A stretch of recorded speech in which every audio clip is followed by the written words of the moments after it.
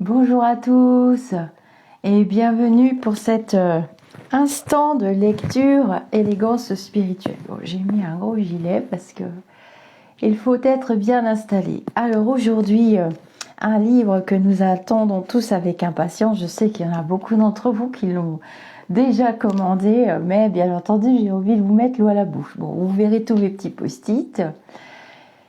Parce qu'on ne vous demande pas d'y croire, un livre coécrit entre Philippe Ferrer et Laurent-Jacques Costa. Donc Philippe Ferrer est l'acteur principal de la chaîne On ne vous demande pas d'y croire. Et son livre est juste magnifique. Alors je vais vous présenter déjà la maison d'édition. La maison d'édition, le Lotus et l'éléphant. Déjà, c'est une maison d'édition que je veux mettre en avant. J'y tiens beaucoup parce que c'est une maison d'édition où on va pouvoir trouver des lectures nourrissantes. Déjà, premièrement, c'est le deuxième. C'est la troisième ou quatrième vidéo que je vous fais grâce aux livres qui sont édités dans la maison d'édition Le Lotus et l'éléphant. Alors pourquoi ils ont appelé cette maison d'édition Le Lotus et l'éléphant, qui est une maison, une petite sœur ou une petite fille du groupe Hachette. Voilà, mais c'est une maison d'édition entièrement indépendante. Déjà, je vais remercier aussi Martine Seigneur qui m'a permis d'être en relation avec ces beaux livres et de pouvoir avoir accès à ce type de littérature. Je connaissais pas la maison du tout d'édition Le Lotus et l'éléphant. Pourquoi Le Lotus et l'éléphant ? Le Lotus et l'éléphant raconte une histoire. Il intrigue et couvre toutes les principales tendances de ce nouveau paradigme de pensée empreint de vibrations cosmiques. Le lotus est une fleur née dans la boue. Elle représente l'élévation de l'âme. Elle est ancrée par ses racines et parvient à la beauté et l'éveil par sa fleur. L'éléphant est un animal célèbre pour sa longévité. Il représente la sagesse et la mémoire. Notre souhait, vous accompagner grâce à nos ouvrages dans votre quête de sens sur le chemin de la vie. Donc la responsable de projets éditoriaux, c'est Séverine Corson-Schneider, chez Hachette Libre. Mais voilà, cette jolie maison d'édition qui porte en plus un nom, elle a tout à fait sa place sur la chaîne Au-delà du spirituel, bien évidemment. Alors revenons à notre cher Philippe et à son livre. Regardez.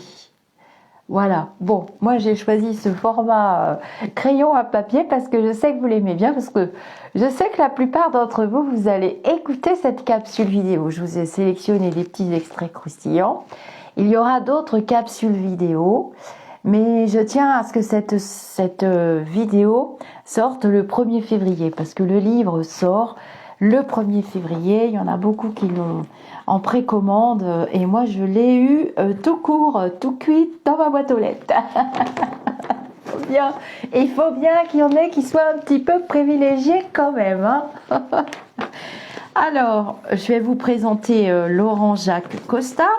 Alors, vous pouvez aller revoir le direct que Philippe a fait sur sa chaîne avec Laurent-Jacques Costa avant, pour la préparation de la sortie du livre. Donc, Jacques Costa, après une expérience de chercheur UMR 7055 au CNRS Paris 10, au cours de laquelle Laurent-Jacques Costa a publié 8 ouvrages sur l'archéologie méditerranéenne, dont 4 aux éditions Errance, Actes Sud.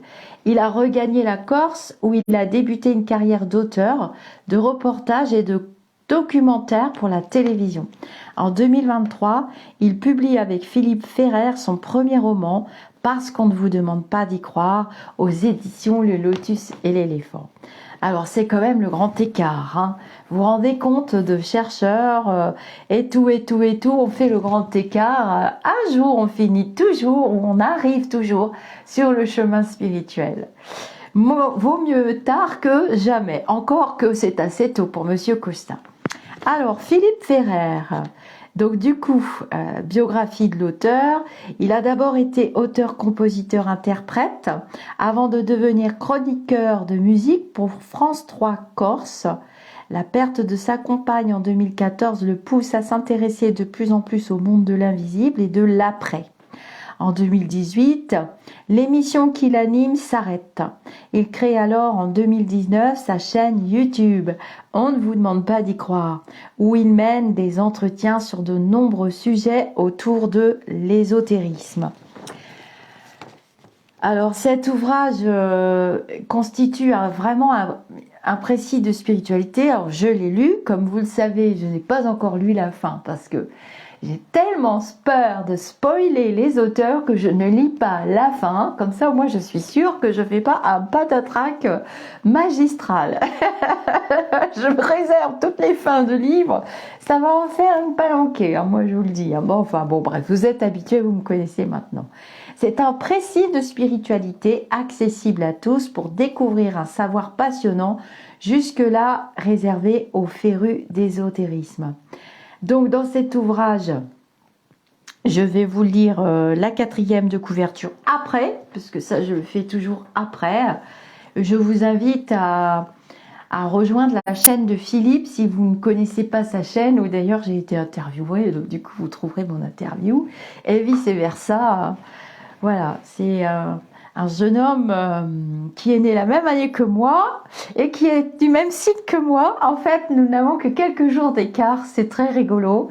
Et pour ceux qui suivent ma chaîne depuis le début, vous savez que mon frère, qui est du côté des lumineux, était aussi du signe astrologie de la Balance. Et c'est pas simple. C'est pas simple. Donc voilà, on n'a que quelques jours d'écart, il est du 15 octobre et moi je suis du 29 septembre. On se suit, à croire que l'année où nous sommes nés est un très très bon cru. J'aime à le croire. Mais de toute façon, avec Philippe, on ne vous demande pas d'y croire. Mais le livre s'appelle Parce qu'on ne vous demande pas d'y croire. Alors,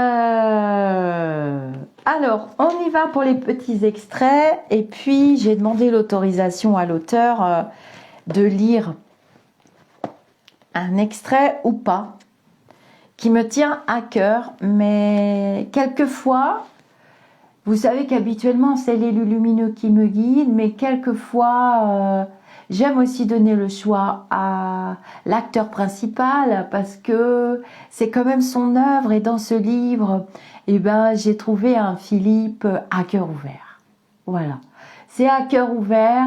Si vous aimez les biographies, si vous aimez les synchronicités, si vous aimez tout ce que j'aime, tout ce qui est pas impossible, tout ce qui relève du possible, tout ce qui est de la recette magique, du mélange, du monde des subtils, du monde subtil, des lumineux et de la matérialité, ce livre, vous allez le dévorer, le lire d'un trait, d'un coup. Mais j'ai quand même envie de vous mettre l'eau à la bouche. Alors, j'ai choisi des petits extraits. Donc, en fait, ce méli-mélo, parce que j'ai bien aimé lire ce livre. Pourquoi? Parce que c'est un méli-mélo entre des échanges qui l'ont marqué avec quelques-uns de ses invités sur sa chaîne, ou bien des personnes qu'il a rencontrées aussi dans sa vie privée suite à ce choc, ce drame qu'il a vécu dans sa vie au plus profond de son âme et au plus profond de sa chair et au plus profond de son cœur. On ne peut pas plonger plus loin. Vous connaissez mon expression. Là, on est plus qu'au fond du bocal à cornichons, en train de chercher s'il y a quelque chose dans le fond du bocal, parce que en fait, il y a plus de bocal. À un moment donné, sa vie explose, et c'est ce vide sidéral, cette nuit noire de l'âme, comme j'aime l'appeler aussi, qui nous ramène à l'essentiel. Voilà. Et ce choc qu'il a eu, ce changement complet de vie, d'ailleurs il a revisité sa vie en 4 secondes chrono, notre Philippe, et ben dès le début du livre, vous êtes complètement stupéfait. Et moi, j'ai dit, ah, bon, après, moi c'est moi, hein, je capte aussi des choses, mais même, je me suis dit, ah, heureusement que nous l'avons en chair et en os sur sa chaîne, parce que quand vous commencez un livre comme ça, que vous ne connaissez pas l'auteur, qui n'a pas de chaîne YouTube, qu'il vit assez secrètement, mais vous vous dites, mais comment il a fini, quoi. Alors là, voilà. Donc, cet enchevêtrement, hein, c'est comme un canevas qu'ils ont tissé tous les deux, Jacques Costin. Alors moi, j'ai un gros souci avec les prénoms aussi. Je pense qu'avec Monsieur Costin, on pourrait très bien s'entendre. On saurait par télépathie de qui on parle, mais on n'aurait forcément pas les bons prénoms. Donc ça va être déjà rigolo. Donc je suis obligée de faire attention et de regarder les... Vous me connaissez sur ma communauté, et pour les autres, eh bien, vous allez vous y faire, parce que j'essaye de changer, mais plus je vieillis, moins il y a d'espace-temps, et moins les prénoms sont importants, parce que comme on voyage tellement dans de multi-univers, nous sommes tellement multidimensionnels, que les prénoms, nous en changeons à chaque vie. Alors bon, bref. Donc c'est un très joli canevas, une très jolie toile, une peinture, où il mène sa réflexion personnelle, ce qu'il en a déduit, ce qu'il en a conclu dans cet espace-temps terrestre, et des morceaux d'interview vraiment absolument enrichissants et hyper nourrissants. Vous savez que je vous parle souvent de votre estomac spirituel, de votre estomac physique, je vous parle souvent de votre banque spirituelle, de votre banque terrestre, hein. Et bien là, c'est un peu le même principe. On sent que cette expérience qu'il a vécue l'a propulsé vers lui vraiment, vers son chemin, l'a ramené sur son chemin spirituel et sur l'essentiel de ce qu'il faisait sur ce temps terrestre. Et donc, je me permettrai quand même de dire que notre Philippe, c'est notre Allan Kardec des temps modernes. Vous avez beaucoup de vidéos sur ma chaîne d'Allan Kardec. Vous savez que j'ai commencé très très jeune par ce type de lecture. C'est notre Flammarion, c'est notre Hugo, hein, parce que Monsieur Hugo a exploré aussi le spiritisme, hein, les tables tournantes tout simplement.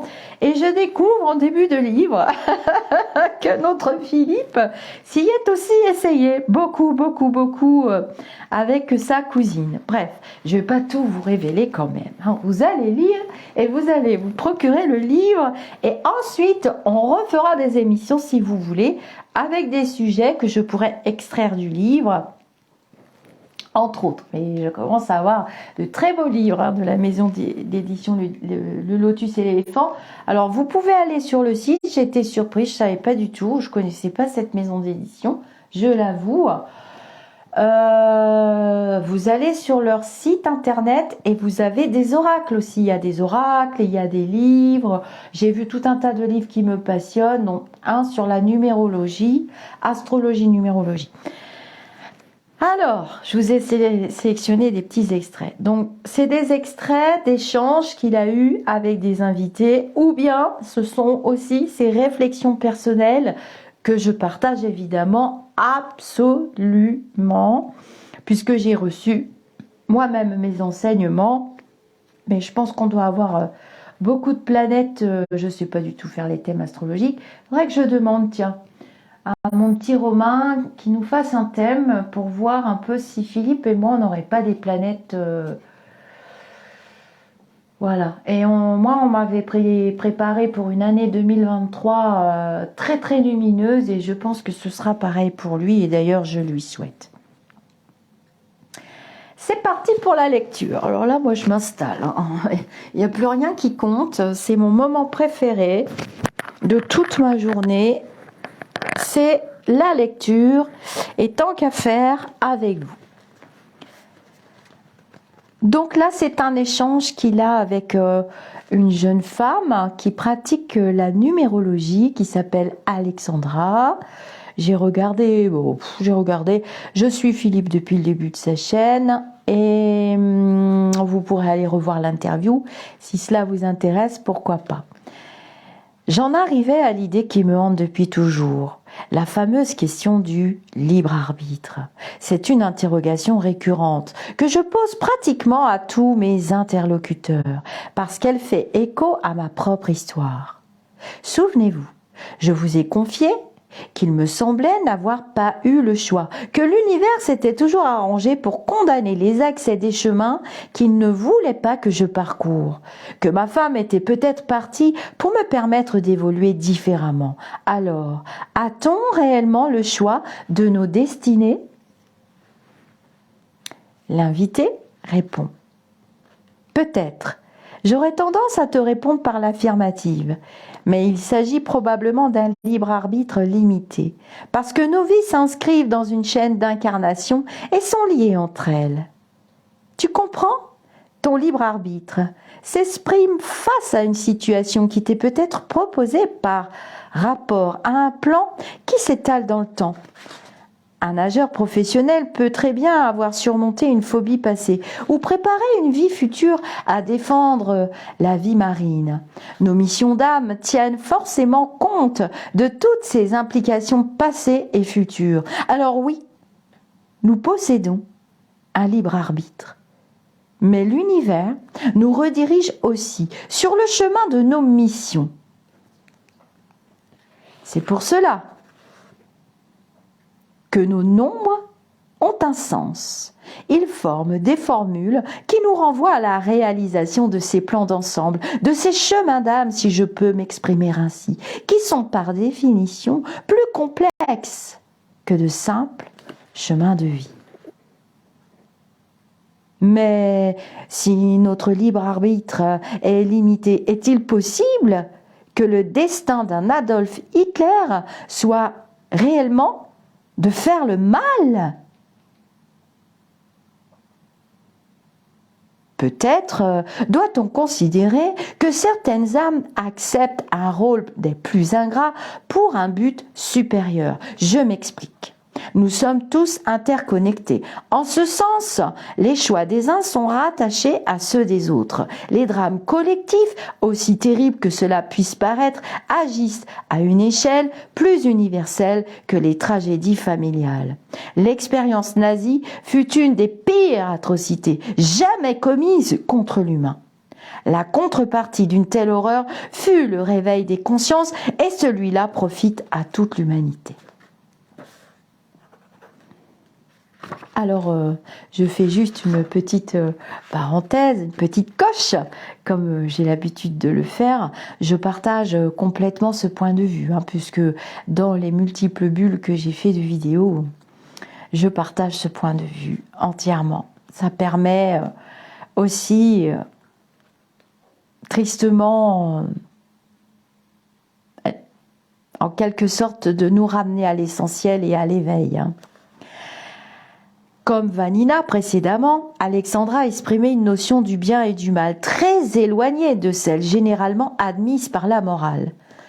Peut-on réellement considérer la guerre ou la tyrannie comme des maux nécessaires à la progression de l'humanité ? J'estimais l'idée révoltante et en frissonnais de tout mon corps, mais je ne pouvais m'empêcher de songer qu'à l'échelle de ces énergies immortelles que sont les âmes, la Seconde Guerre mondiale et ces abominations ne devaient représenter qu'un battement d'ailes.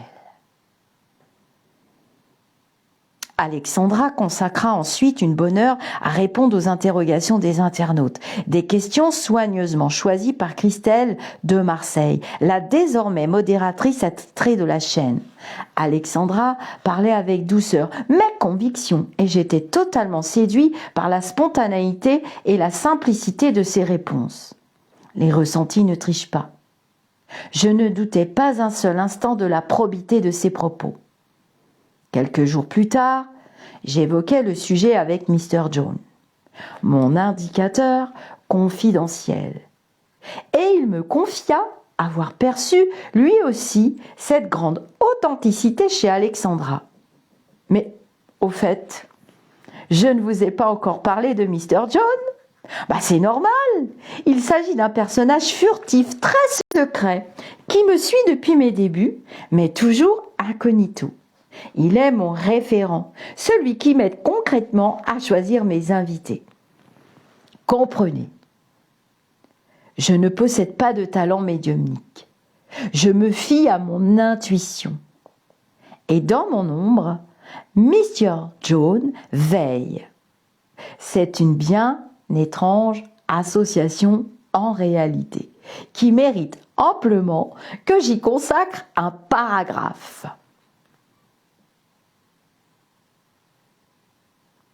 C'est vers la fin du mois d'avril 2020 que je rencontrais Mr. John. Pour la première fois, enfin, je parle de rencontres virtuelles et non physiques.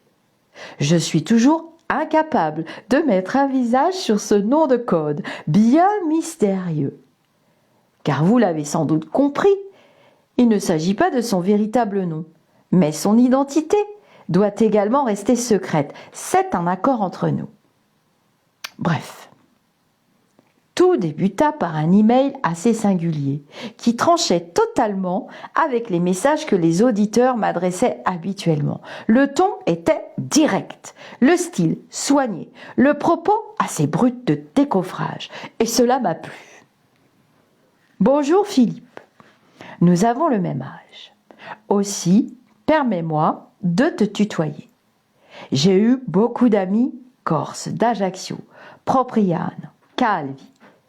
J'y suis allée souvent et avec bonheur. Bla bla bla bla bla bla bla. S'en suivait une brève présentation de ses attaches dans l'île, quelques petites appréciations sur mon travail, puis Mr. John entrait dans le vif du sujet. Qui suis-je ? Je suis philosophe universitaire, bien que je n'enseigne pas. Mais sur le plan paranormal et spirituel, j'ai un riche vécu. Car je suis né très curieux et je n'ai jamais arrêté de lire, de travailler, d'expérimenter. Te raconter tout ce que je fais et sais faire prendrait trop de temps. Et ce n'est pas pour parler de moi que je te contacte. Non, en effet, je voudrais t'aider, collaborer à distance avec toi. Le seul petit hic est que je suis un peu parano avec Skype, YouTube, Google, Facebook, tout ce qui traque, collecte les données. Je suis d'une nature prudente et méfiante avec tout ça. Et je t'avoue que parler de moi ne m'intéresse pas franchement. Ce qui m'intéresserait, c'est plutôt de savoir comment t'aider. Ce ne sera pas une aide financière. Les philosophes sont comme Socrate. Mais cela peut être de bien d'autres façons. Je crois que nous pouvons aussi être complémentaires tous les deux, car toi, tu es très réseaux sociaux et moi, très structuré sur les contenus. Blablabla, blablabla, blablabla. Je prépare un article fort sur les voyages hors du corps à Shambhala. Je pratique cela aussi depuis l'enfance. J'ai rencontré celui qui se surnomme Mark Auburn. C'est un pseudo. Personnellement, je le trouve très intéressant. Mais il a un ego gros comme une montgolfière.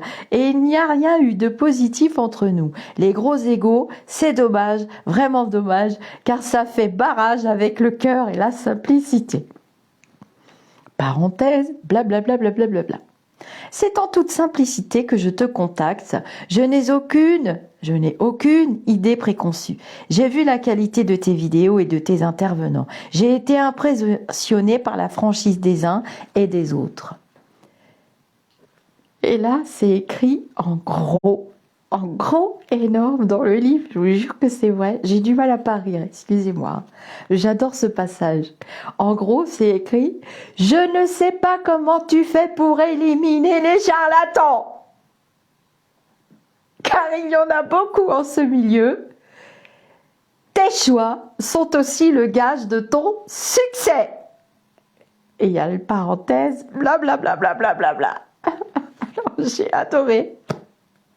Cette longue lettre, j'ai sauté plusieurs passages, se poursuivait par quelques réflexions sur l'étrange période que l'on était tous en train de vivre. Confinement. et se terminait par des encouragements. Il y avait aussi un numéro de téléphone et j'étais invitée à appeler si je le sentais. La lettre m'intriguait. Surtout, elle soulignait un point capital qui me tracassait souvent. Choisir des intervenants crédibles et sincères. J'avais jusque-là eu de la chance, mais plus je multipliais les contacts et plus je risquais effectivement de m'égarer. Alors, un soir, je décrochais mon téléphone et j'appelais Mr. John.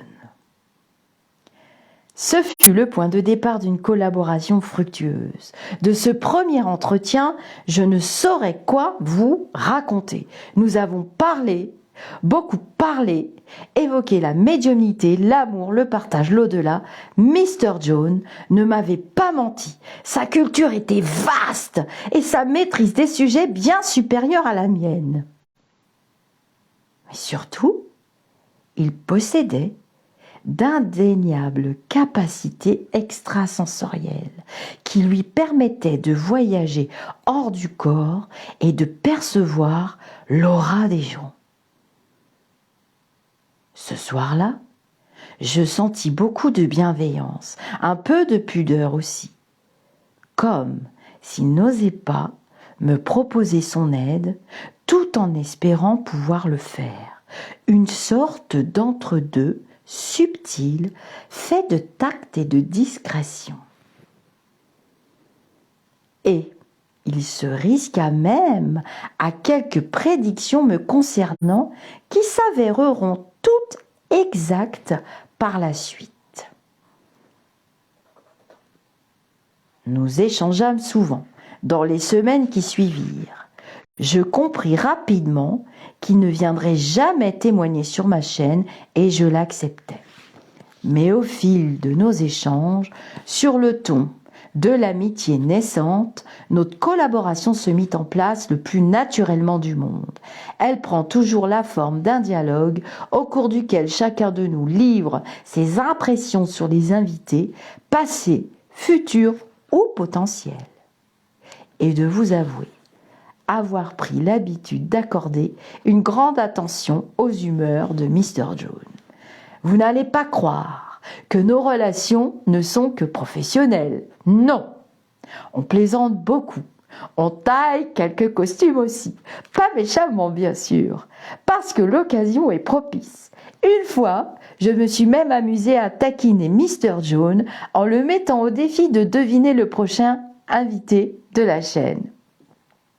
Et je prenais un malin plaisir à le faire languir, en lui soufflant qu'il s'agissait d'un invité de marque, si célèbre qu'il n'y penserait même pas. Mr. Jones s'avéra très impatient, d'autant que toutes ses tentatives pour découvrir l'invité mystère restaient vaines. Je me moquais gentiment de lui. Il finit par se rendre. Alors, je lui annonçai fièrement recevoir un certain Claude Vorillon. Il hurla. « Mais tu es fou! Pas lui! Non! C'est une secte! Tu ne peux pas! Pas lui! Non! Pas lui! Pas lui !» J'explosais alors de rire. Je n'avais rien. Bien évidemment, je n'avais jamais eu l'intention d'interviewer celui qui se faisait alors appeler le prophète Raël, un personnage hautement sulfureux, qui racontait à ceux qui voulaient bien le croire que des extraterrestres, les Elohim, lui avaient confié la lourde tâche d'informer l'humanité, mais qu'elle avait été créée par eux. Je crois même qu'il avait été amené à se rendre sur leur planète et qu'il y avait rencontré Bouddha, Jésus et Mahomet. C'est vous dire. Je vous l'ai dit, il n'est jamais évident de trouver des intervenants lorsqu'on débute. C'est pourtant une chose primordiale, car la renommée d'une chaîne se construit avec la réputation de ses participants. Mais comment intéresser des personnalités connues et par conséquent très sollicitées et peu disponibles, lorsqu'on représente un média sans réelle notoriété ? Exposé ainsi, le problème paraît insoluble. Il faut des célébrités pour faire parler de soi et doper son audience. Mais celle-ci ne s'exprime que sur des supports déjà populaires. Le risque est alors de se retrouver avec une chaîne de débutants, avec peu d'auditeurs et donc aucune chance d'attirer de vraies stars. J'en avais vraiment bien conscience. Aussi, dès que j'obtenais l'interview d'une personnalité un peu expérimentée, je lui demandais de bien vouloir intercéder en ma faveur auprès de ses connaissances, construisant peu à peu mon premier réseau d'intervenants. La première personne de renom à accepter de témoigner sur ma chaîne fut la médium Dominique Vallée. Et c'est Dominique qui permit ensuite à mon émission de franchir un cap, en la faisant connaître des autres médiums. C'est Dominique qui se chargea par exemple de contacter pour moi Rénal Roussel, une vraie célébrité dans le milieu. Alors, il faut que je vous raconte une petite anecdote concernant le personnage Rénal Roussel, qui est un médium très respecté, auteur de plusieurs ouvrages et vidéos à succès. Alors voilà, on va s'arrêter là. Hein. Suspense pour ces 2 gentilles pages de lecture. Je vous ai préparé d'autres petits moments, vous inquiétez pas. Mais voilà, là comme on va parler de Monsieur Roussel, c'est une petite anecdote hyper croustillante que j'ai adorée. Alors, évidemment, quand vous allez lire ce livre, bien entendu, je sais qu'on lit souvent quand on voyage, dans le train. Moi, j'ai travaillé beaucoup de nuit, donc je lisais beaucoup la nuit. Faites attention parce que comme vous allez passer du rire aux larmes et surtout, vous allez avoir de grands éclats de rire, eh bien, le passage, moi, j'ai adoré. Évidemment, Monsieur Roussel, j'ai une très grande admiration pour lui. Je ne vais pas vous raconter l'anecdote, je ne vais pas vous la lire. Comme je vous dis, je ne spoil pas les auteurs et vous la lirez vous-même. Mais préparez-vous parce que elle est vraiment très très croustillante. Alors, ensuite,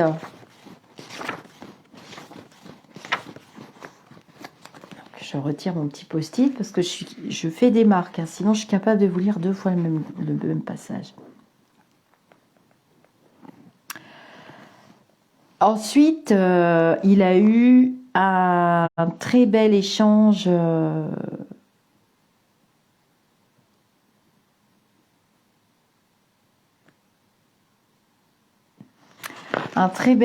avec d'autres personnalités ou pas forcément des personnalités, hein, mais des personnes. Il a mis dans ce livre des personnes qu'il avait envie et puis c'est tout, on n'a pas à mentaliser. Hein.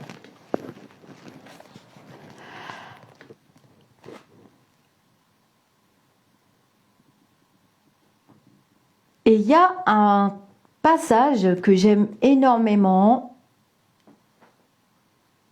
Monsieur Roussel s'est exprimé de nombreuses fois sur le sujet. Là, c'est le passage sur... il pose la question à Monsieur Roussel si...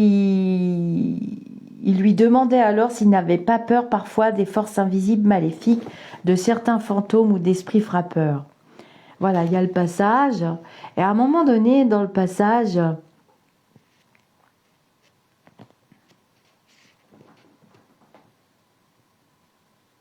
où Monsieur Roussel est vraiment quelqu'un de très, très honnête par rapport à sa médiumnité, hein.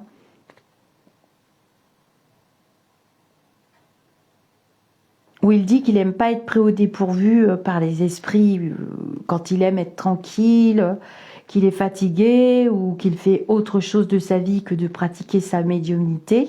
Bon, on est tous pareils hein, en tant que médium, je vous l'ai déjà dit des centaines de fois. Et il lui demande s'il a aucun doute sur la mort, sur la médiumnité. Monsieur Roussel répond qu'il n'en a aucun. Il n'a pas peur de la mort en elle-même et il n'a aucun doute sur la médiumnité. Mais il y a une chose qu'il faut garder à l'esprit. Ce que l'on entend, ce que l'on reçoit, notre cerveau se l'approprie et le retransmet avec ses mots à lui. Par conséquent, il est possible et même probable qu'il déforme les choses, qu'il les interprète avec ses filtres à lui. Vous comprenez ? Je ne peux pas affirmer que ce que je ressens est la vérité absolue. C'est ma vérité, celle que je perçois et restitue. Mais je n'ai aucun doute quant à sa réalité. Alors Philippe lui dit, on interprète toujours, c'est ça? Monsieur Roussel répond, oui, on interprète forcément. Par exemple, il m'est arrivé d'entendre de la musique là-haut, de la musique céleste, mais je ne peux prétendre avoir reconnu les instruments. J'ai discerné de la couleur aussi, dans les tons roses, mais ce n'était pas véritablement du rose. Si je dois retranscrire cela, il me faut me rapprocher de choses que mon cerveau connaît, mais c'est une traduction par analogie, une manière de se représenter matériellement ce qui n'est qu'une perception sensorielle. Et Philippe nous dit que Reynald exprimait une idée qu'il avait déjà entendue dans la bouche de Vanina. Vanina, c'est une amie de Philippe qui a des capacités aussi. La vérité de celui qui reçoit ne peut se définir que par l'expérience individuelle. Les perceptions médiumniques des uns et des autres doivent être considérées pour ce qu'elles sont réellement, des ressentis accompagnés de voix ou d'images. Chacun capte des messages singuliers et vit une expérience qui lui est propre. Pour quelqu'un comme moi, avec un canal médiumnique résolument fermé, l'absence de preuves irréfutables est source d'incertitude. C'est vrai. Comment se raccrocher à une vérité si celle-ci est multiple et soumise à interprétation? Comment éliminer le doute si chacun perçoit les choses à sa manière? Certes, j'étais convaincue de l'existence d'une sorte de prolongation après le trépas du corps, mais pas encore totalement rassurée quant à la forme que cette suite pourrait prendre. Je réalisais alors que la création de cette chaîne participait aussi d'une certaine manière à une thérapie me concernant. En allant à la rencontre de tous ces médiums, je réconfortais une petite parcelle de mon âme, la plus incrédule de toutes. Surtout, j'allais au contact direct de l'information à la source, ne me contentant pas de simple lecture. Non, j'enquêtais et il me fallait me confronter à tous ces médiums pour mettre leur dire à l'épreuve, car c'est en conversant que l'on éprouve le mieux la sincérité des cœurs. Comme beaucoup de gens, le confinement fut également une période d'intense lecture. On avait tous tant de temps à tuer. Et je peux vous confier que parmi tous les livres qui m'ont bouleversé à cette époque, là il cite le titre d'un livre d'une de ses invitées que j'ai beaucoup apprécié moi-même d'ailleurs. J'ai beaucoup apprécié, mais je vais éviter de citer des noms de trop quand même. Bon, Monsieur Roussel, il est vraiment très médiatisé, donc je pense que ça fera pas de souci. Dans le texte précédent que je vais vous relire, je vais faire une analogie. Donc, en fait, c'est vrai que ils piochent, ils viennent vers nous, mais nous, on a le filtre du mental et ils ne peuvent utiliser les trois quarts du temps que des choses que vous connaissez ou que nous connaissons. Hein. C'est ça aussi la médiumnité. Et j'ai trouvé que le passage était vraiment très représentatif et bien écrit, avec des mots que vous comprendrez tous très simplement. C'est pour ça que je voulais lui faire une place d'honneur aussi sur la chaîne à ce livre. Et vous voyez, quand il écrit « Non, j'enquêtais et il me fallait me confronter à tous ces médiums pour mettre leur dire à l'épreuve, car c'est en conversant que l'on éprouve le mieux la sincérité des cœurs. » Et ça, vraiment, c'est ce qu'a fait Monsieur Allan Kardec. Pour ceux qui ont lu Monsieur Kardec ou ceux qui ont écouté tous les instants de lecture que j'ai fait par rapport au livre de Monsieur Kardec, il en a quand même écrit beaucoup. Et c'est à ce moment-là que j'ai eu le flash et la vision que ce livre ne sera pas le seul écrit par Philippe. C'est une prédiction que j'ai faite l'autre soir et qui a été confirmée sur le chat à la suite du direct. Parce que j'ai eu beaucoup de flash quand j'ai lu ce bouquin. Je vous ai expliqué que chaque livre, si vous regardez dans la collection, la playlist, les playlists élégance spirituelle et au fil du spirituel, vous regardez dans la chaîne dans les playlists, chaque livre, chaque oracle, chaque tarot, chaque jeu de cartes, chaque objet, un objet dégage une vibration. Voilà, une vibration qu'on peut calculer aussi avec un pendule, avec une échelle de Bovis une échelle de Bovis, peu importe comment vous faites vos calculs, mais chaque livre, chaque mot, chaque pensée, mis bout à bout, forme une vibration. Et vraiment, ce livre, il a une très belle vibration. Et c'est comme un... C'est pas un exutoire pour moi, ce livre. C'est sa chaîne, à Philippe, hein, on ne vous demande pas d'y croire. C'est vrai que c'est bourré de questionnements, mais de la même manière que l'a fait Monsieur Kardec, c'est-à-dire sans aucun jugement. Et autant soit-il qu'il ait des jugements, il n'agresse pas les gens, il n'agresse pas l'âme des gens, il n'agresse pas leurs croyances, il est juste questionnant sur tout ce qui est ésotérique, tout ce qui est plan subtil, tout ce qui est les instruments qu'on utilise, comment ça fonctionne. En fait, j'ai découvert un enfant très curieux. Voilà. Et comme j'ai eu des connexions, forcément, c'est inévitable. Je peux pas fonctionner autrement. On peut pas couper le canal. Hein. Une fois que le canal médiumnique est ouvert. Alors, moi, j'ai remarqué qu'une fois que le canal médiumnique est ouvert, on perd celui de l'intuition. Et c'est vrai que j'ai bien aimé le passage de Monsieur Roussel encore. Je ne désespère pas de l'inviter sur ma chaîne, tellement j'ai une admiration sans borne et sans limite pour ce monsieur. Et peut-être que l'univers va le ramener vers moi. Il m'a échappé une fois, mais je ne dis pas mon dernier mot. Il explique très bien, Monsieur Roussel, hein, lors de l'interview, puis dans les écrits du livre, parce que ce qui est bien, c'est que le contenu des interviews est retracé, et du coup, c'est hyper nourrissant. On reste pas sur sa faim. Et il le dit, Monsieur Roussel, et moi, ça m'a fait du bien, parce que je me suis sentie normale, parce que souvent, je me suis dit, mais comment ça se fait que j'ai pas d'intuition ? Comment ça se fait que quand il y a une flaque d'eau, c'est moi qui tombe dedans? Voilà, Monsieur Roussel le dit aussi. Il s'est souvent demandé où était passée son intuition.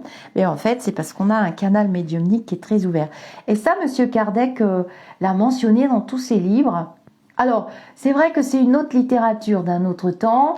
Il fallait faire copain-copain avec l'Église. J'ai déjà expliqué du temps de Monsieur Kardec, il fallait faire copain-copain avec le dogme de l'Église et des religions qui ne voulaient pas perdre leur emprise sur nous, les petits humains incarnés, et qu'il fallait vraiment pas se mettre à dos l'Église. Donc, c'est vrai que dans les livres de Monsieur Kardec, le langage est un langage d'époque. Il y a souvent la référence à Dieu, à ci, à ça. Bon, il fallait bien mettre un mot pour un mot. Et là, non, dans le livre, non. On ne parle pas de ça. On parle vraiment c'est une littérature d'aujourd'hui. Donc, c'est un gros dépoussiérage. Mais moi, je trouve que son surnom de Kardec des temps modernes... D'ailleurs, je vais demander à Philippe s'il a eu accès à ses prénoms de sa vie d'avant. Ce serait intéressant aussi de savoir des choses. En fait, quand nous allons l'inviter... puisqu'il a accepté de venir le samedi 25 février, et ça c'est une synchronicité extraordinaire, extra pas ordinaire, le 25 février, pour ceux qui connaissent la chaîne YouTube, Au-delà du spirituel, eh bien je vous laisse l'écrire tout seul comme des grands dans les commentaires. Vous savez pourquoi le week-end du 25 février, en plus on n'a pas pu faire le vendredi avec Philippe, on a mis le samedi soir. Vous savez pourquoi c'est une synchronicité pour moi. Je ne l'ai pas encore dit à Philippe, il ne le sait pas, mais lui qui vit de synchronicité et que l'univers amène là, ou amène là, ou amène là, vous allez dire « Waouh, Mélisa !» Et je sais que dans les commentaires, vous allez écrire pourquoi le week-end du 25 février est un week-end très important pour moi. Et on n'a pas pu choisir une autre date, on n'a pas pu. Il est complet, moi je suis complet, j'ai plein de rendez-vous. Voilà. Alors je vous ferai d'autres petites capsules vidéo de ce magnifique ouvrage. Alors je retire mes petits post-it. De notre Kardec des temps modernes, de nos Kardec, parce qu'il y a Monsieur Costa quand même. Il a répondu à ma question, c'était sur le direct que Philippe a fait avec lui sur sa chaîne Au-delà du... sur sa chaîne. Alors moi c'est Au-delà du spirituel et Philippe, si on ne vous demande pas d'y croire. Moi je vais m'y retrouver. Hein. Mais comme j'ai été sur sa chaîne, je suis tellement contente qu'il ait accepté de venir sur la mienne. Donc voilà, on lui posera la question. Alors non, ce n'est pas une réincarnation d'Alain Kardec, puisque nous connectons avec Monsieur Kardec. Nous connectons quand il veut bien, parce que Monsieur Kardec est un monsieur qui a un sacré fichu caractère, et en médiumnité, c'est pas toujours facile de pouvoir discuter avec des personnes. Et puis il a laissé un gros travail, donc il aime bien être tranquille aussi. Voilà, je retire mes petits post-it, je vous dis namasté, je vous lis la 4e de couverture, puisqu'on a le droit de lire la 4e de couverture, et puis je vous laisse. Dans cet ouvrage sincère, Philippe Ferrer, créateur de la chaîne YouTube à succès, on ne vous demande pas d'y croire, retrace son cheminement personnel à la découverte de la spiritualité. Rien ne destinait Philippe à emprunter un tel chemin initiatique, et pourtant, un deuil, une succession de coïncidences et de rendez-vous improbables, et tout s'enchaîne de manière presque inéluctable. Philippe court vers une destinée jusque-là insoupçonnée, croisant soudain la route de très nombreuses personnalités du monde ésotérique qui lui servent alors de guide. Donc là ensuite il met la liste de quelques personnes qui ont orienté la destinée de Philippe et puis qui ont orienté la destinée de sa chaîne YouTube, surtout. C'est vrai que quand on a une chaîne YouTube avec de très beaux échanges, dans ce que nous sommes vraiment et ce que nous aimons partager, c'est vrai qu'on y tient à cet outil. On y tient, vous y tenez, vous aussi, à votre chaîne YouTube. C'est un outil d'échange et de partage, ne l'oublions pas. Tous influencent le voyage de Philippe, l'entraînant tour à tour dans cette magnifique aventure comme une formidable initiation au grand mystère de la vie. Parce qu'on ne vous demande pas d'y croire constitue un précis de spiritualité accessible à tous pour découvrir un savoir passionnant jusque-là réservé aux férus d'ésotérisme. Je vous rappelle que c'est paru aux éditions Le Lotus et l'Éléphant. Un grand merci à Martine, qui est l'attachée de presse, qui est travailleur indépendante d'ailleurs, et Martine Seigneur, qui est l'attachée de presse, qui est travailleur indépendante et qui fait responsable de communication, un boulot de dingue, un boulot magnifique. C'est une grande passionnée. C'est court, concis, clair, efficace. Avec Martine, je vous recommande clairement cette jeune personne, Martine Seigneur, et Philippe aussi, je pense. Nous allons penser tous les deux, enfin deux balances ensemble. Je ne sais pas ce que ça va donner un 25 février. Soyez nombreux pour l'émission et surtout préparez vos questions.